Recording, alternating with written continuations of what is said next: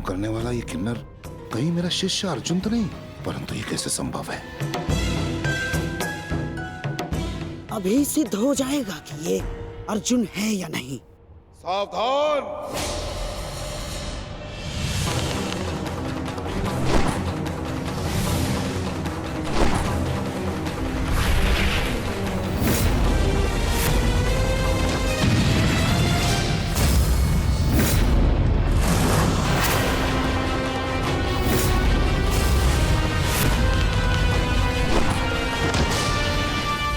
आचार्य!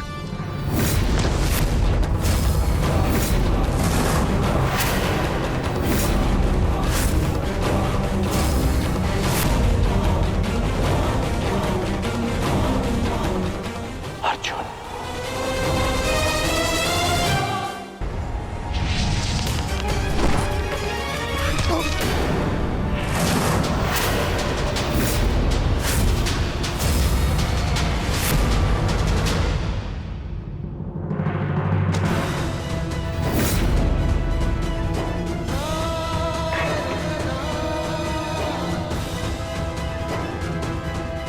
सारथी, आचार्य का रथ लौटा लाओ।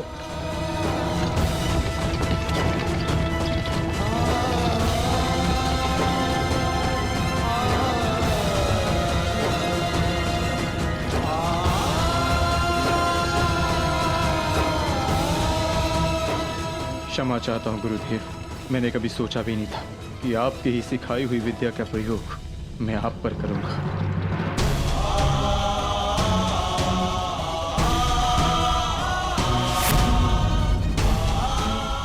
अर्जुन, तुम ऐसी मूर्खता क्यों कर रहे हो?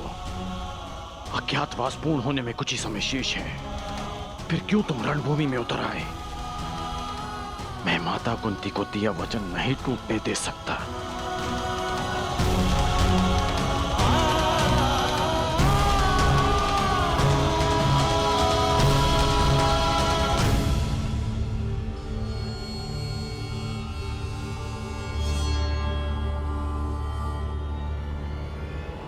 दुर्योधन, समय निकलता जा रहा है। हमें शीघ्र ही इस पांडव को पराजित करके इसका वास्तविक रूप सामने लाना होगा दुर्योधन। अरे यदि ये पांडव ना हुआ तो?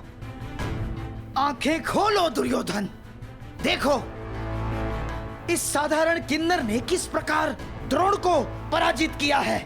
किसी भी साधारण योद्धा में इतना शौर्य तो नहीं है कि आचार्य द्रोण को पराजित कर सके। तुम्हें क्या लगता है कि अर्जुन के अतिरिक्त और कौन हो सकता है? पहचानने का प्रयास करो इसे। तुम दोनों ने एक ही साथ, एक ही स्थान पर, एक ही गुरु की छत्र छाया में अभ्यास किया है। अपनी आंखों से इसे धनुर्विद्या सीखते हुए देखा है तुमने। पहचानो इसे, कौन है ये?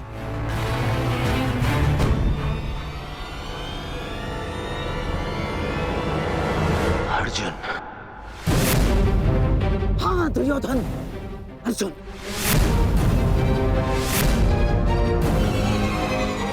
अब तुम्हें कैसे भी करके इसका वास्तविक रूप पितामह के सामने लाना है, और उसके लिए तुम्हारे पास केवल एक अस्त्र उपाय है।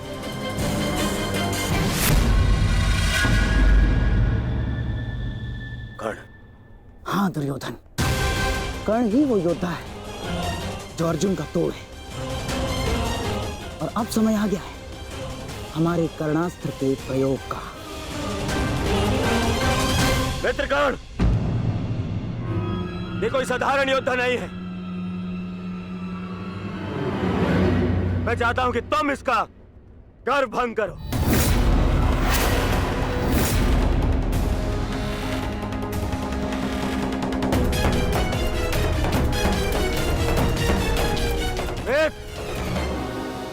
विलंब मत करो, हमारे पास में समय कम है। देखो, सूर्यास्त होने वाला है।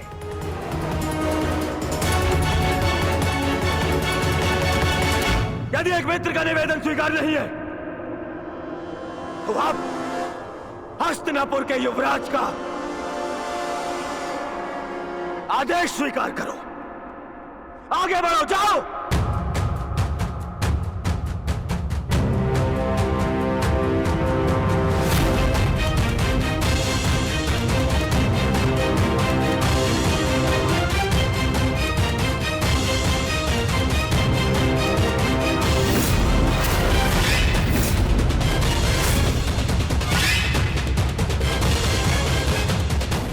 अब आएगा युद्ध का आनंद। आज पूर्ण होगा वो अधूरा द्वंद्व।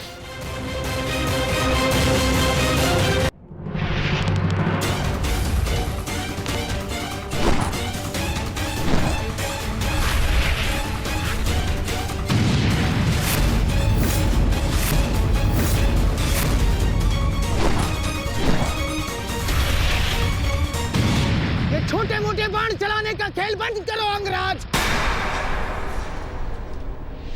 अर्जुन को सामने लाना है। वैष्णवास्त्र का प्रयोग करो।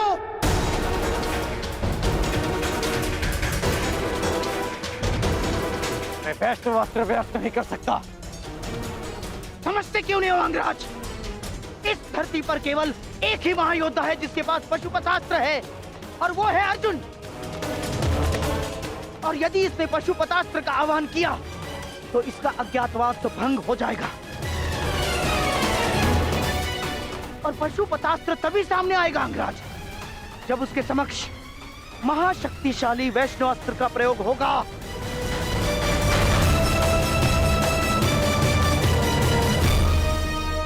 परंतु मैं किन्नर पर वैष्णवास्त्र का प्रयोग नहीं कर सकता। ये वैष्णवास्त्र का अपमान होगा।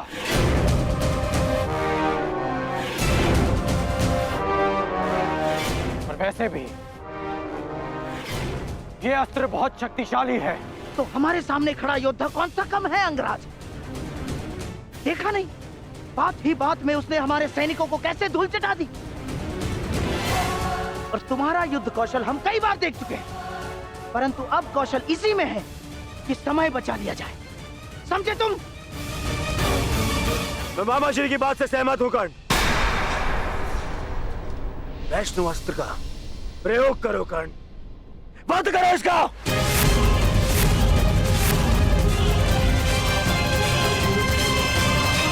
दुर्योधन, अब इस अर्जुन के पास केवल दो ही विकल्प है।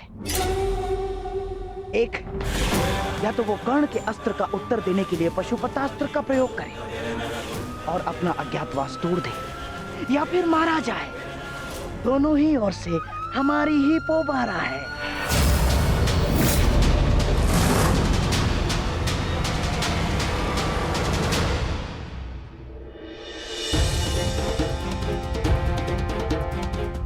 बस कुछ क्षण और, सूर्यास्त होने के साथ साथ यह अज्ञातवास त्यास हो जाएगा। बस एक ही भय, लला के अर्जुन होने का भेद ना खुल जाए। ज्येष्ठ, विराटनगर अब सुशर्मा से सुरक्षित है। हम अपना कर्तव्य पूर्ण कर चुके हैं। हमें शीघ्र ही अर्जुन की सहायता के लिए रणभूमि में जाना चाहिए। नहीं भी, लला के रूप में वो भले ही अर्जुन को ना पहचान पाए। यदि हम पांचों एक साथ गए तो अज्ञातवास निश्चित रूप में भंग हो जाएगा। तो क्या हम अनुज अर्जुन को निस्सहाय छोड़ दें? आर्य अर्जुन निस्सहाय नहीं है आर्य भीम, वो तो पशुपतास्त्रधारी है, और अभी तक उनकी ओर से कोई सूचना भी नहीं आई। इसका अर्थ तो यही है कि इन्होंने कौरवों को अभी तक उलझा के रखा है।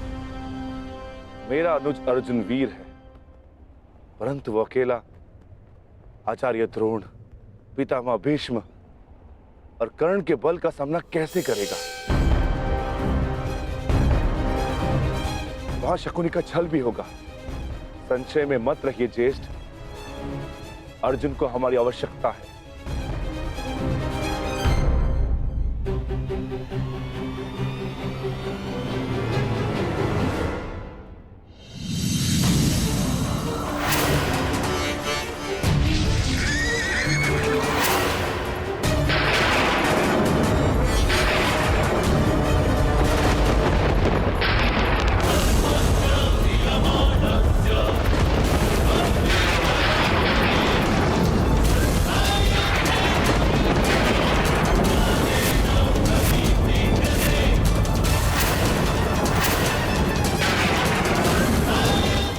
वैष्णवास्त्र, कर्ण वैष्णवास्त्र संधान कर रहा है।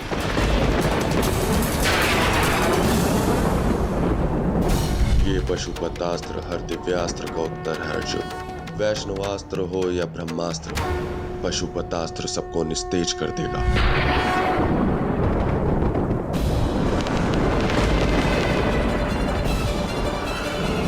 यदि मैंने पशुपतास्त्र का प्रयोग किया तो सबको ज्ञात हो जाएगा कि मैं ही अर्जुन हूँ, और यदि प्रयोग ना किया तो मेरी मृत्यु निश्चित है, और साथ ही मेरे भाइयों का जीवन भी संकट में आ जाएगा।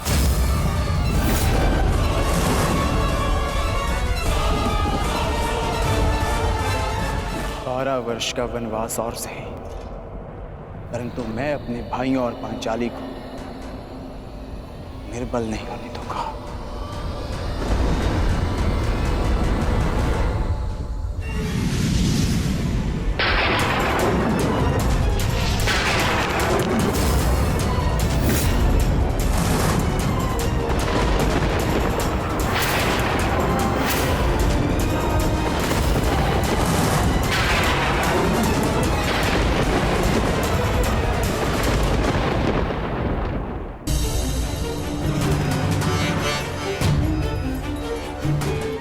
वर्ष का वनवास और सही, परंतु मैं अपने भाइयों और पांचाली को निर्बल नहीं होने दूंगा।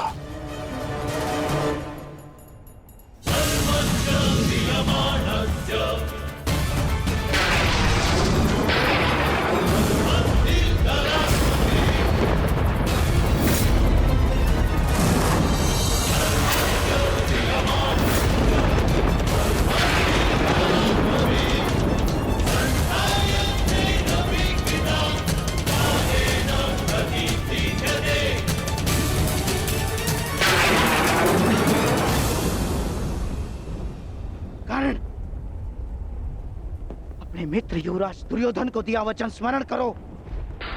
प्रयोग करो वैष्णवास्त्र का, प्रयोग करो। मुझे अपने मित्र कर्ण के ऊपर पूर्ण विश्वास है। मैं नहीं चाहता कि भाई भाई पर शस्त्र उठाए, क्योंकि इस युद्ध से विनाश के अतिरिक्त कुछ नहीं मिलने वाला। द्वंद्व अधूरा छोड़कर आ गए। प्रयास किया है कि द्यूत में जो अधर्म हुआ उसे धर्म युद्ध से धोया जा सके, परंतु एक वचन भी है कि आपके पुत्र 1 वर्ष का अज्ञातवास अवश्य पूर्ण करेंगे। कर्ण को अपना हर वचन स्मरण है। मैंने युवराज दुर्योधन के लिए शस्त्र उठाने का वचन दिया है। युद्ध तो मैं अवश्य करूंगा, परंतु मैंने एक और वचन दिया है कि आपके पुत्र अज्ञातवास पूरा करेंगे, और ये वचन भी मैं अवश्य पूरा करूंगा।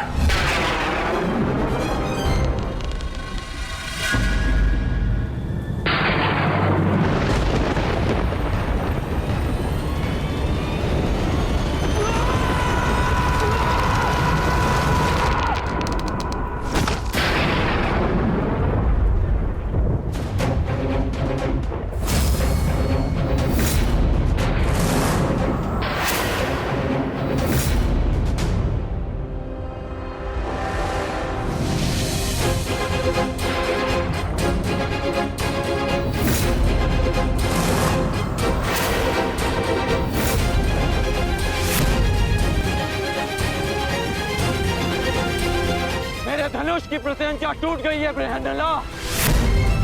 पता नहीं कौन सी शक्ति है जो तुम्हारी सुरक्षा कर रही है, परंतु ये राधेकर्ण उस शक्ति के समक्ष अपनी पराजय स्वीकार करता है।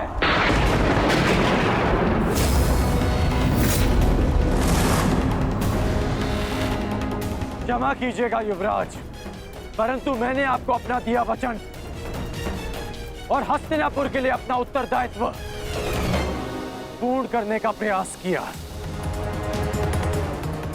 परंतु प्रारब्ध ने मेरा साथ नहीं दिया।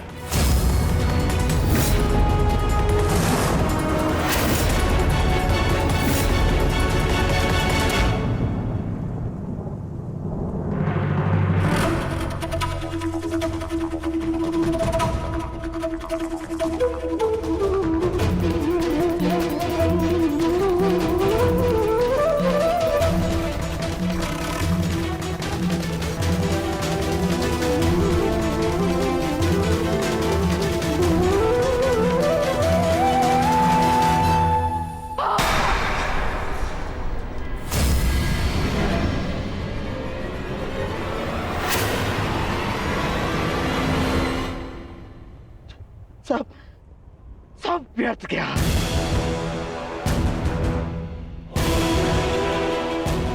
इतना परिश्रम, इतनी योजना, सब व्यर्थ गया, सब।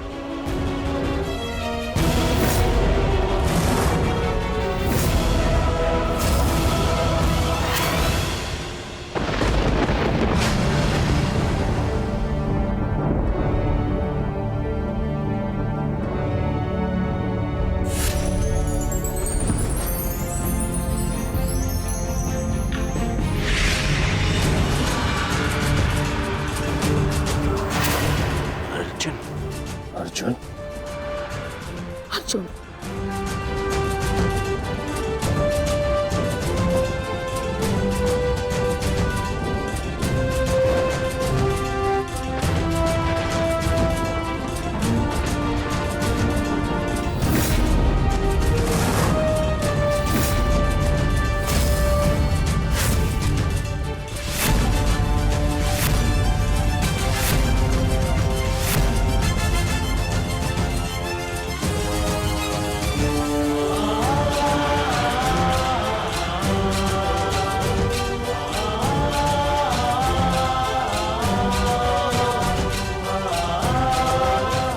अज्ञातवास पूर्ण हुआ ज्येष्ठ।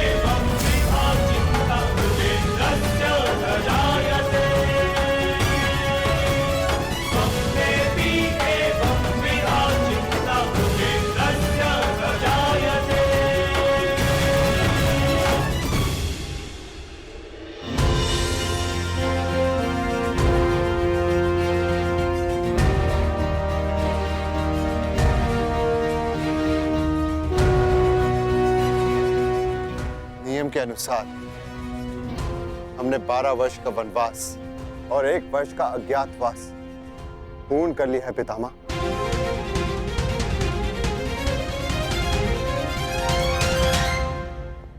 आपसे ये आशा नहीं थी धर्मराज कि आप असत्य भाषण करेंगे।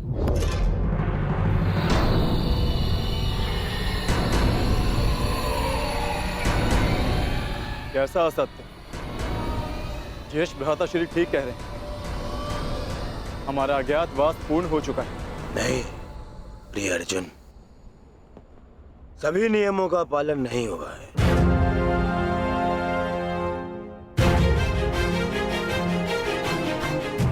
कैसे नहीं हुआ?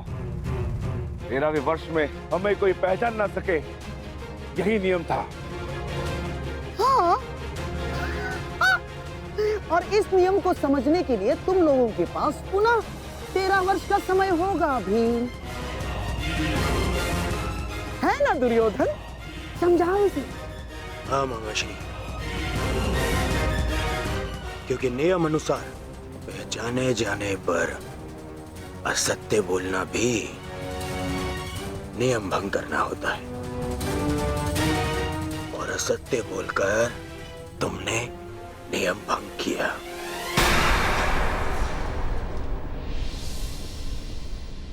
क्या सत्य कहा हमने? अपने अनुज से पूछो युधिष्ठिर। क्यों अर्जुन, जब मैंने तुमसे तुम्हारा परिचय पूछा तो क्या कहा था तुमने? बृहनिल्ला, बृहनिल्ला नाम है मेरा। आचार्य द्रोण पितामह भीष्म के समक्ष, पूरी कौरव सेना के समक्ष अर्जुन ने असत्य कहा था। अपना नाम बृहनला बताया था, अपने आप को किन्नर बताया था।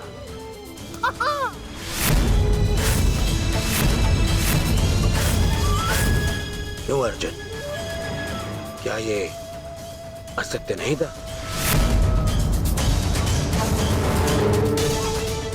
आपने भी तो सुना था पितामह। बोलिए पितामह, अर्जुन ने ऐसा नहीं कहा था। हाँ, अर्जुन ने असत्य कहा था।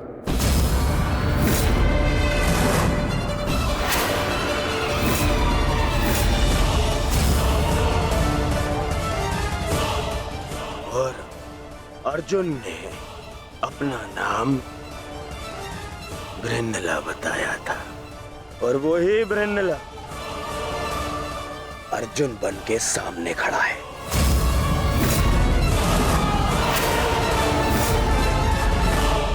अर्थात अज्ञातवास भंग माना जाता है।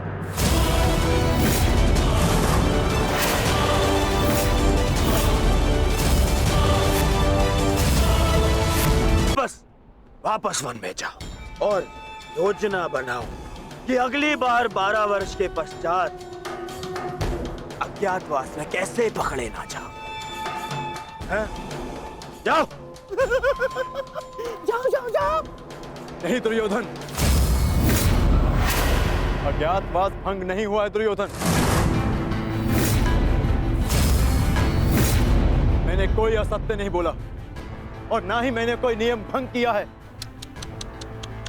जो तुम्हारे समक्ष खड़ा है वो अर्जुन है, पुरुष है, परंतु जिससे तुम्हारी सेना युद्ध कर रही थी वो बृहन्नला थी, एक किन्नर। देव अप्सरा देवी उर्वशी ने मुझे शाप दिया था, इसलिए 1 वर्ष तक मुझे किन्नर बनकर रहना पड़ा। परंतु आज सूर्यास्त के पश्चात वो शाप पूर्ण हुआ। अब मुझे अपना वास्तविक रूप प्राप्त हुआ। अब आप बताइए पितामह, क्या मैंने असत्य कहा? क्या अज्ञातवास भंग हुआ? नहीं अर्जुन, तुमने कोई असत्य नहीं कहा और ना ही तुम्हारा अज्ञातवास भंग हुआ है।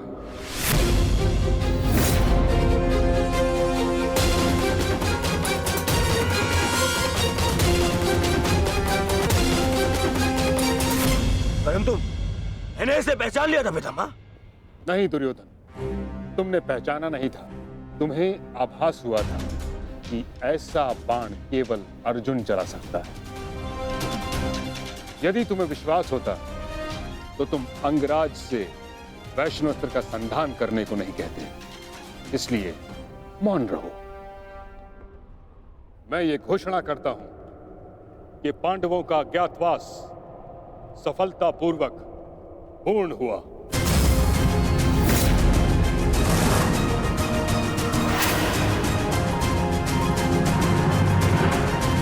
नहीं, नहीं, नहीं मानता मैं। नहीं इनका अज्ञातवास पूर्ण हुआ है और न ही मैंने इनका राज्य लौटाऊंगा। अब जो भी निर्णय होगा वो युद्ध से होगा। हम पुनः अवश्य मिलेंगे युधिष्ठिर, रणभूमि में। स्मरण रखना दुर्योधन, हमने कभी युद्ध नहीं चाहा था। तुमने हमें इस युद्ध में धकेला है और अब यदि आर्यव्रत के भाग्य में युद्ध ही है तो ठीक है, जो युद्ध होगा अवश्य होगा। यदि न्याय और नीति के लिए हम वनवास भोग सकते हैं तो न्याय की स्थापना के लिए हम युद्ध भी अवश्य कर सकते हैं।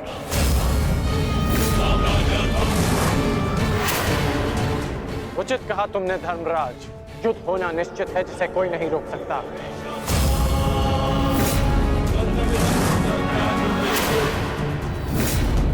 अज्ञातवास पूर्ण होने का सुख कुछ ही दिनों तक रहेगा धर्मराज। हमने बिन 13 वर्षों को यूं ही नहीं काटा है कर्ण। जानता हूं, परंतु आप ये नहीं जानते कि इन 13 वर्षों के समाप्त होने की प्रतीक्षा आपसे अधिक मैंने की है। हर पल मैंने युद्ध की तैयारी की है धर्मराज।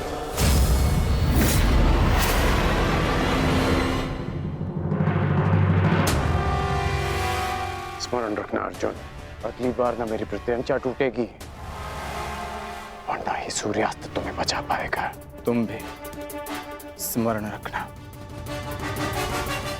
अगली बार वैष्णव अस्त्र का उत्तर पशुपतास्त्र से मिलेगा।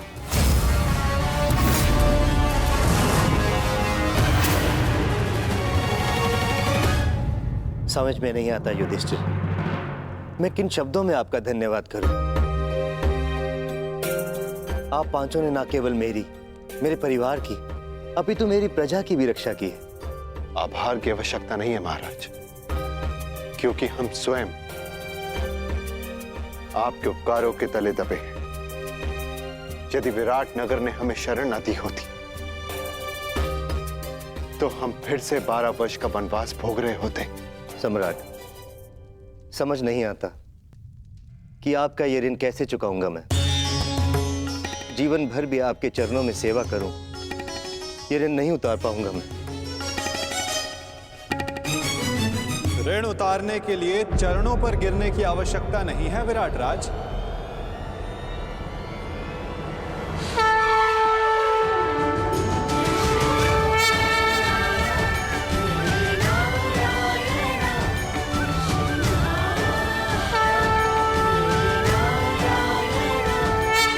वासुदेव,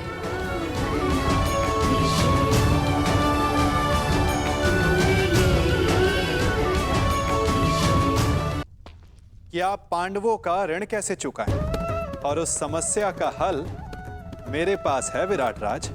तो आप ही बताइए वासुदेव, इस ऋण से कैसे मुक्त हो सकता हूं? क्या करूं कि ये मेरा मंतव्य पूर्ण हो? पांडवों का अज्ञातवास पूर्ण हुआ कैसे? कैसे? इसका अर्थ जानते हो शकुनी? इसका अर्थ यह है कि पांडव लौटेंगे और अपना अधिकार मांगेंगे।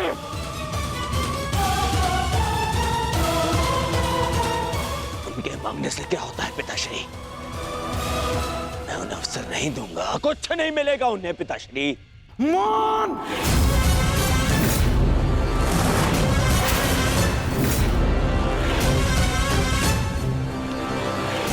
मान रहो दुर्योधन, मान! हर बार राजसभा में बड़ी बड़ी बातें करते हो, वचन देते हो और हर बार मुंह की खाकर लौटते हो तुम। हस्तिनापुर से सेना ले जाते समय क्या कहा था तुमने? कि पांडवों का अज्ञातवास भंग करके लौटूंगा। और इस समय तुम मेरे समक्ष क्या सूचना लेकर आए हो? कि अकेले अर्जुन ने समस्त कुरु सेना को निरस्त्र कर दिया। एक ही स्वप्न देखा है ना तुमने, सम्राट बनने का। अरे अगर एक अर्जुन को ना संभाल सके तुम, तो ये हस्तिनापुर का साम्राज्य क्या संभालोगे?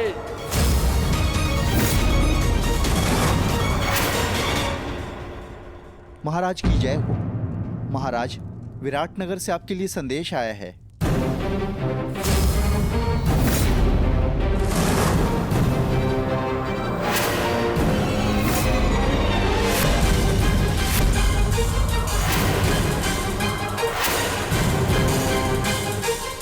कृष्ण, विराटनगर से क्या संदेश आ सकता है?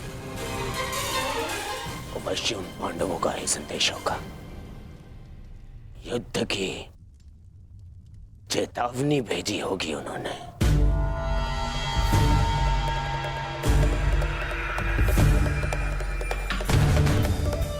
संदेशा पढ़ो शकुनी।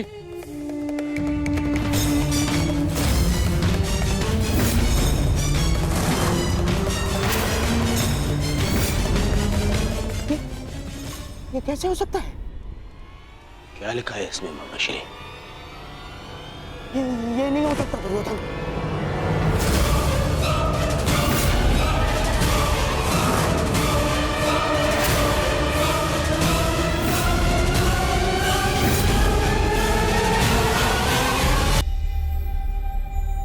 कहीं पांडवों ने युद्ध की चेतावनी तो नहीं दी?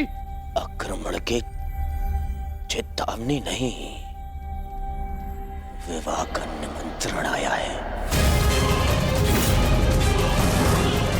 विवाह? किसका विवाह? विराट कुमारी उत्तरा का। किसके साथ? उससे जिसमें साहस के साथ बुद्धि भी।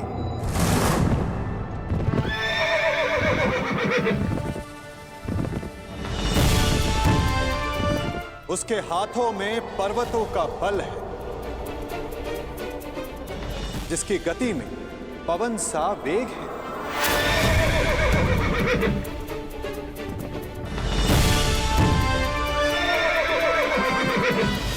जिसके विषय में तुलना ही नहीं की जा सकती कि उसके बाणों की धार अधिक तीक्ष्ण है या उसका मस्तिष्क।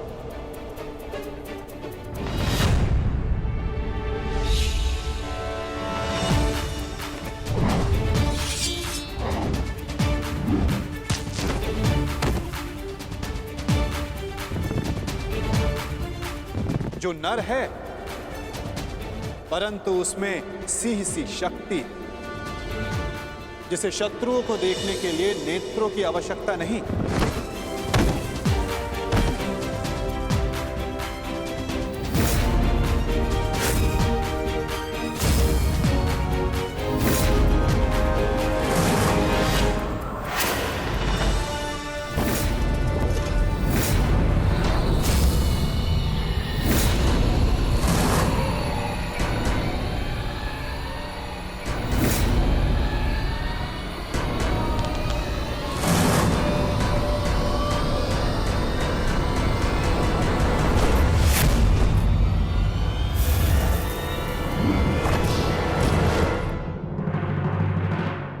जिसकी शक्ति शेषनाग के समान है।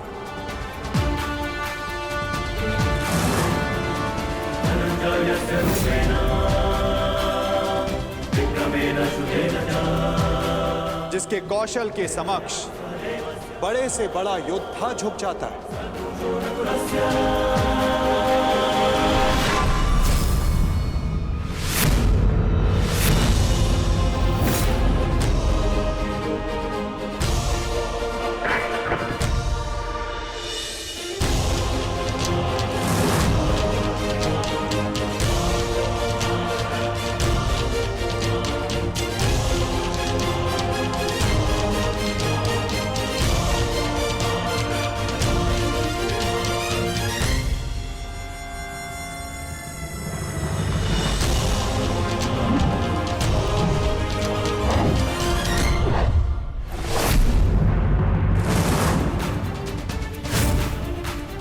मित्रों का मित्र और शत्रुओं का शत्रु है, जो अपनों के मान के लिए अपने प्राणों को न्यौछावर कर दे, परंतु उसमें तनिक भी अभिमान नहीं।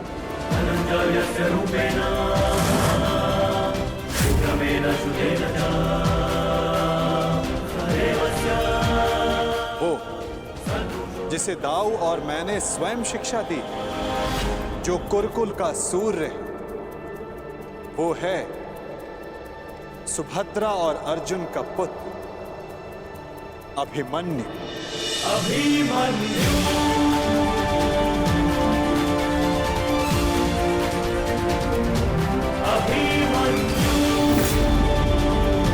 वो जितना शक्तिशाली है उतना ही विनम्र है।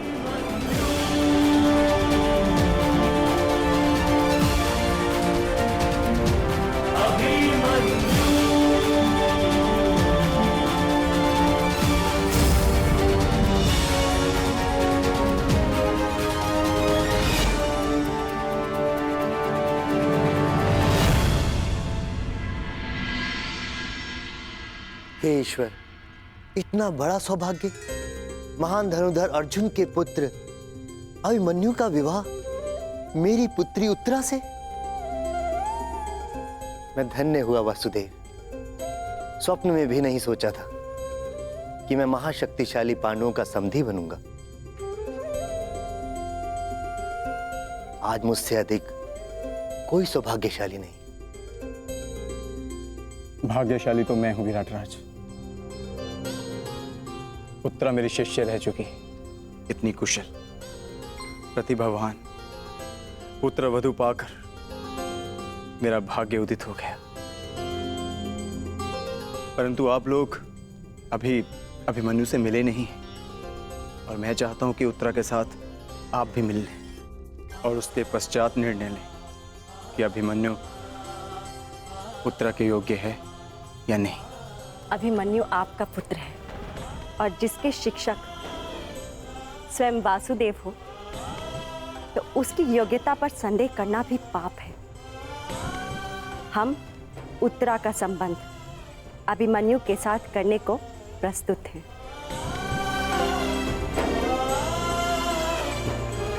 और आपका क्या निर्णय?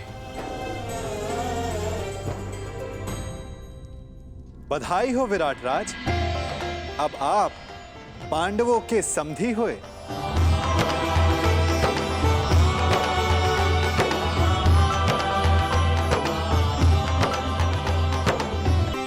इतना दुस्साहस, इतना दुस्साहस! पहले आओ दिया, और अब उसमें नमक छिड़क रहे हैं। हम यहाँ युद्ध का आह्वान कर रहे हैं, और वो ये विवाह का निमंत्रण भेज रहे हैं।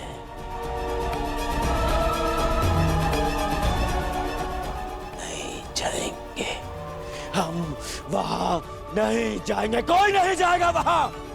ना ना ना ना दुर्योधन, हम वहां जाएंगे।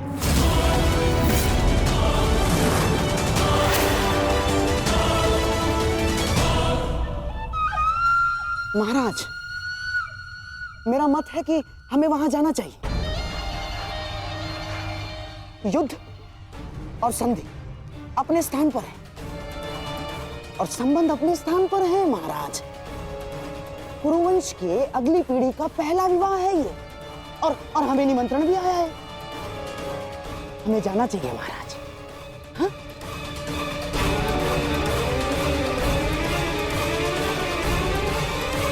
क्यों महामहिम, आप क्या सोचते हैं? आपके प्रिय अर्जुन के पुत्र अभिमन्यु का विवाह है, हमें उसे आशीर्वाद देने नहीं जाना चाहिए? जाना चाहिए महामहिम, है?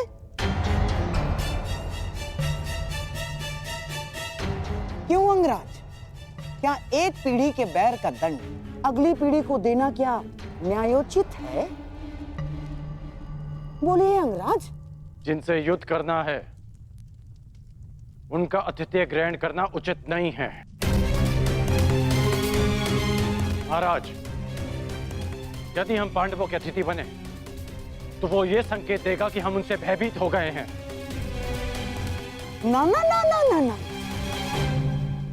अपितु इस निमंत्रण को स्वीकार नहीं किया तो संदेश जाएगा कि हम उनसे भयभीत हैं महाराज। युद्ध होगा तो होगा, परंतु परिवार से प्रेम का निमंत्रण आया तो हमें उसे स्वीकारना चाहिए महाराज।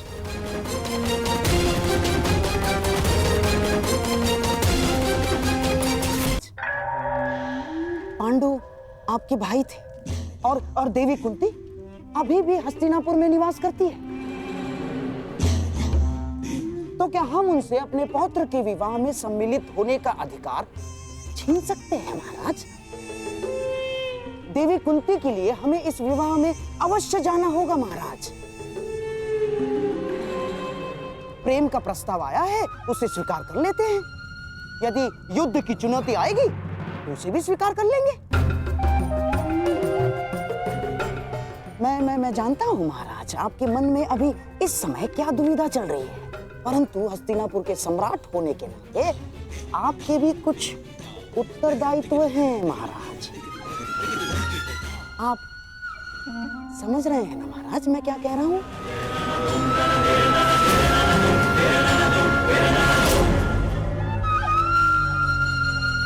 तो ठीक है, हम इस विवाह में अवश्य जाएंगे।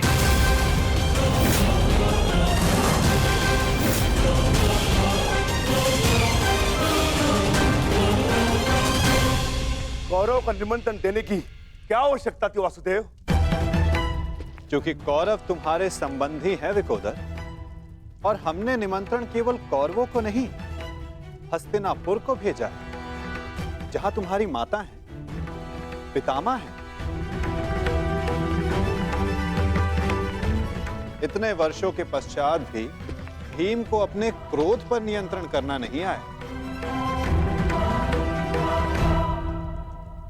मैं अपने अनुज की ओर से आपसे क्षमा चाहता हूं वासुदेव, परंतु मेरे भी मन में यही प्रश्न है कि कौरवों को निमंत्रण क्यों? और अब भी मेरा उत्तर वही रहेगा युधिष्ठिर, कि कौरव तुम्हारे संबंधी हैं। पूछने का कोई लाभ नहीं ज्येष्ठ। माधव को यदि नहीं बताना है तो वो नहीं बताएंगे, परंतु मुझे विश्वास है माधव ने जो भी निर्णय लिया होगा हमारे हित में ही लिया होगा, क्योंकि माधव की आंखें भविष्य देख सकती हैं। यदि विश्वास है पार्थ, तो आगे बढ़ो, विवाह की तैयारी करो, क्योंकि समय कम है और कार्य अधिक शेष है।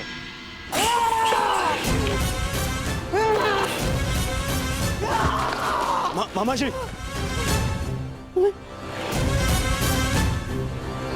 तुम्हें क्या लगता है ये निमंत्रण मैंने बड़े आनंद से स्वीकार किया है? हैं? ये लगता है तुम्हें? मेरे मन से पूछो, मेरी आंखों में देखो दुर्योधन, तुम्हें उत्तर मिल जाएगा। कितना बड़ा अपमान है ये निमंत्रण मेरे लिए, ये निमंत्रण। परंतु यदि इतना बड़ा अपमान था मामा श्री, तो निमंत्रण स्वीकार क्यों किया मामा श्री? क्योंकि एक अपमान का उत्तर देने के लिए अपमान को स्वीकारना पड़ता है दुर्योधन। ये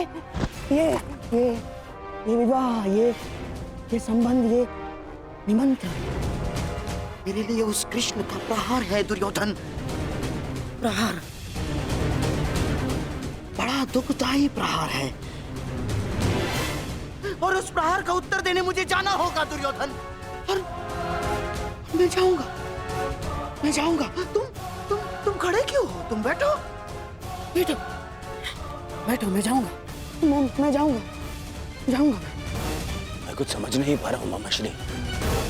उस छलिए ने मुझे हरा दिया दुर्योधन। मैं हार गया। हमने दिग्विजय करके उन्हें मित्र विहीन कर दिया। द्वारका में महाबली बलराम के साथ संधि करके हमने उन्हें आशा विहीन कर दिया। परंतु उस छलिए ने एक ही क्षण में पांडवों को वो सब कुछ दे दिया जो हमने उनसे छीना था दुर्योधन। इस विवाह से उस वासुदेव ने उन पांडवों को राज्य, मित्र, आशा सब कुछ दे दिया। सब कुछ दे दिया दुर्योधन।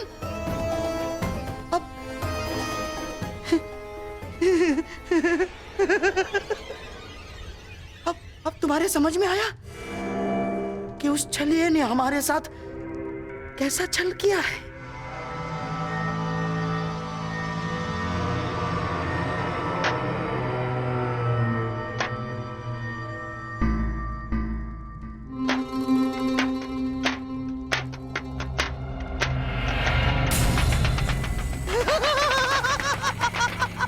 साम, दाम, दंड, भेद, युक्ति, कपट, छल, कुचक्र, षड्यंत्र, कुछ भी प्रयोग करके मैंने इस विवाह को अपशकुन न बनाया तो मेरा भी नाम शकुन ही नहीं।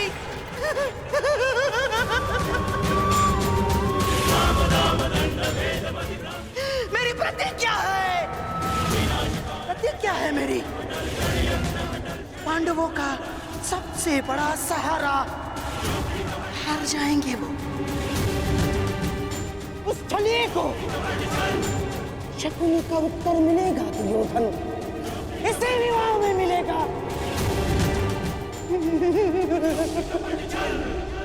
पास ने ना केवल तुम्हारे संयम और पराक्रम को धार दी है युधिष्ठिर, 13 वर्षों की इस अवधि में कठिन परिश्रम और परीक्षण के पश्चात तुम्हारी अगली पीढ़ी भी युद्ध कौशल में कुशल हो गई। अब तुम सबका वनवास पूर्ण हुआ।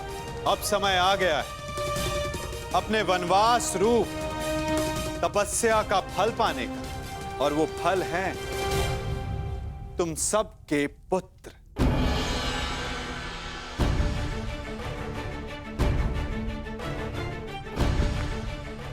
सर्वप्रथम प्रस्तुत है युधिष्ठिर पुत्र प्रतिविंध्य।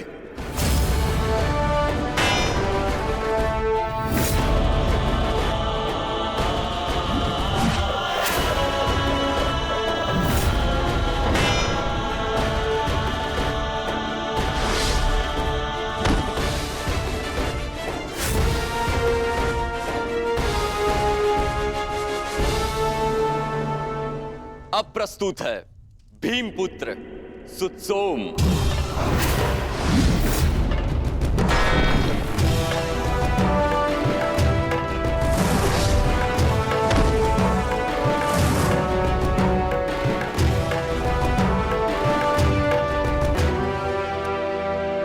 अगला शूर है गांडीवधारी अर्जुन का सुपुत्र शुतकर्म।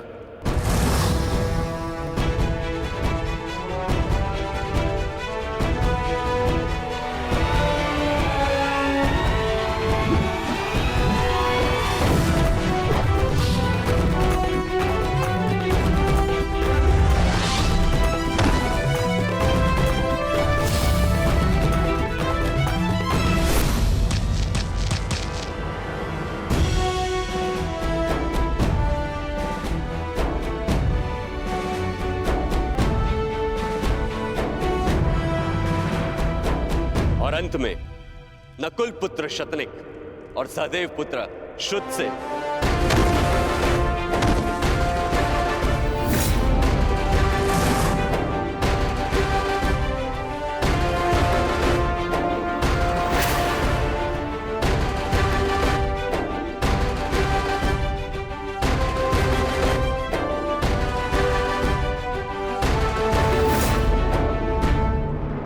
और अब प्रस्तुत होने जा रहा है वो योद्धा जिसने युधिष्ठिर का धर्म भी सीखा है, जिसमें भीम जैसा बल भी है, नकुल की एकाग्रता और सहदेव की चपलता, और धनुर्विद्या में अर्जुन जैसी निपुणता। वो है अर्जुन पुत्र महायोद्धा अभिमन्यु। कृष्णे गुणार्जिता पांडवेषु च ये गुणा अभिमन्यु कुटिलेकस्था दृश्यन्ते गुणसंचया अभिमन्यु।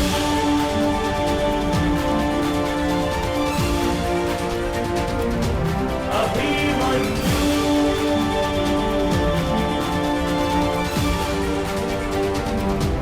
अभिमन्यु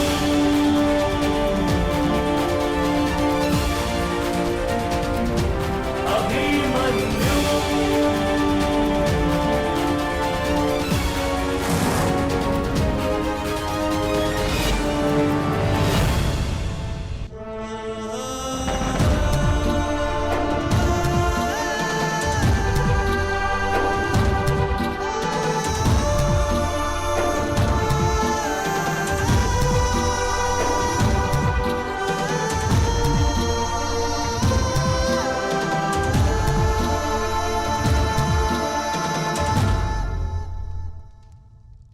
मामाश्री ने मेरे परिचय में एक बात कम कही माता, कि आप जैसा तेज भी है मुझ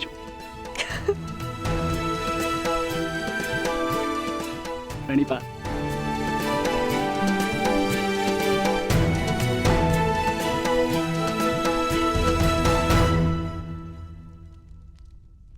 पुत्र अभिमन्यु,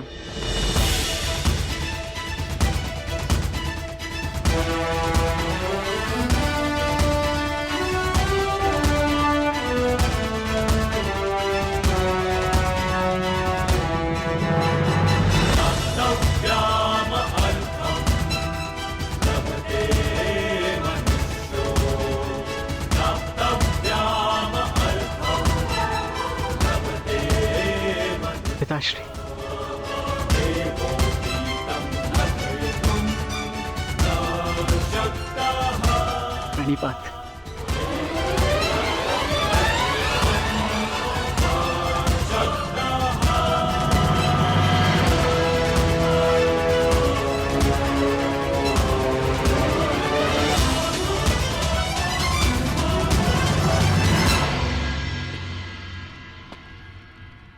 श्री बलराम, मुझे समझ में नहीं आता कि मैं आपका ऋण कैसे चुकाऊंगा। आपने और माधव ने अभिमन्यु को अद्भुत प्रशिक्षण दिया है। ऋणी तो मैं हूं अर्जुन कि मुझे अभिमन्यु जैसा कुशल शिष्य मिला।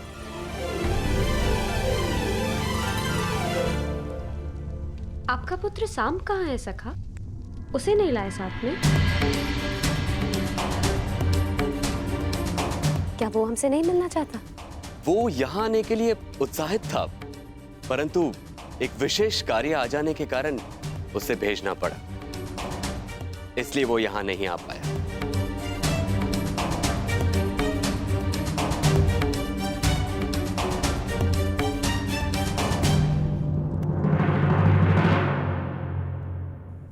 मेरे प्रिय, मैंने सदा ईश्वर से यही मांगा कि फिर से एक बार आपसे भेंट करने का अवसर मिल सके, और देखिए ईश्वर ने मेरी इच्छा सुन ली। हमें मिलाने का अवसर निकाल ही लिया। विराट नगर में भ्राता अभिमन्यु और राजकुमारी उत्तरा का विवाह है, जहाँ सम्मिलित होने के लिए निमंत्रण आया है हमें। आशा करती हूँ कि पिताश्री को मना पाऊँ कि वो अपने साथ साथ मुझे भी विवाह में ले चले। बहुत प्रेम करते हैं वो मुझसे। कदाचित साथ ले जाने के लिए तैयार हो जाएंगे और मैं तुमसे मिल पाऊंगी प्रिय साम।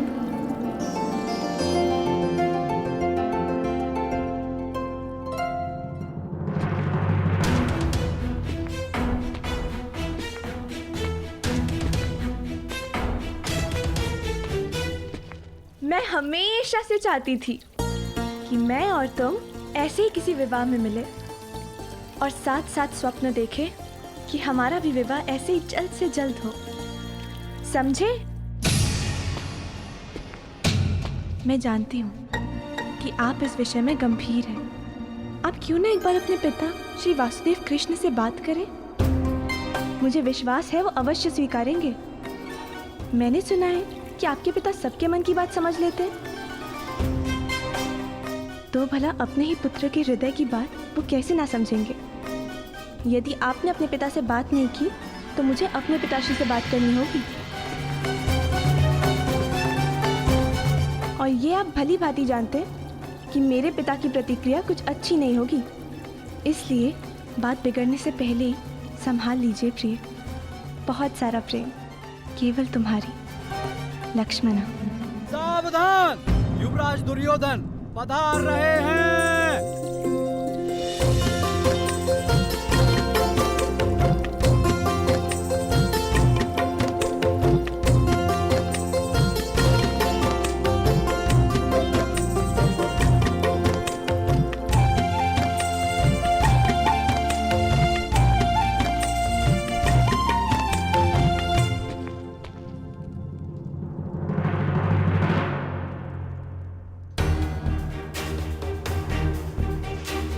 लक्ष्मणा, पिताश्री,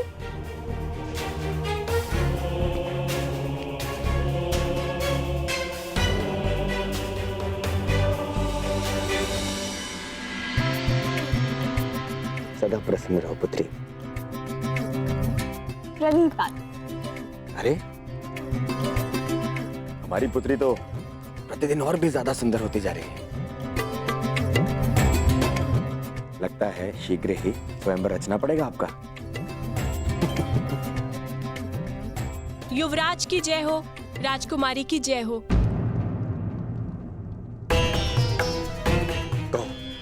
वो युवराज, राजकुमारी पक्षियों को दाना भिजवाना चाहती थी, इसलिए मैं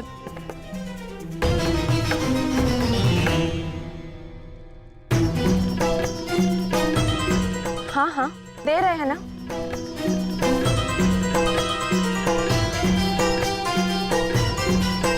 पुत्री, इन पक्षियों के साथ में खेलना कम कर दो।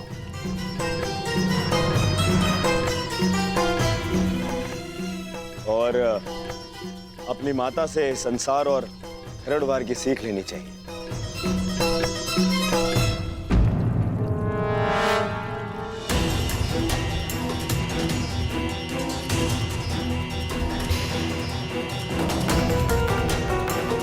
और श्रृंगार करना सीखो।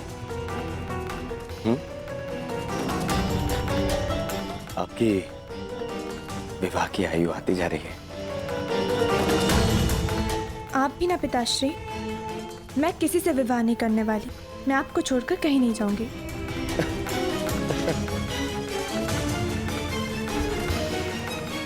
विवाह तो हर कन्या को करना ही होता है और फिर अपने पिता का घर छोड़ के जाना होता है। नहीं,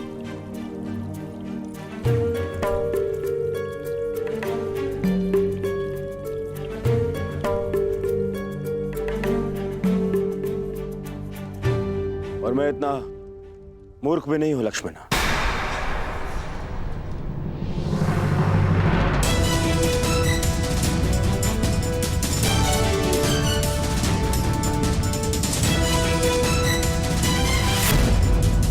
और आपको लगता है कि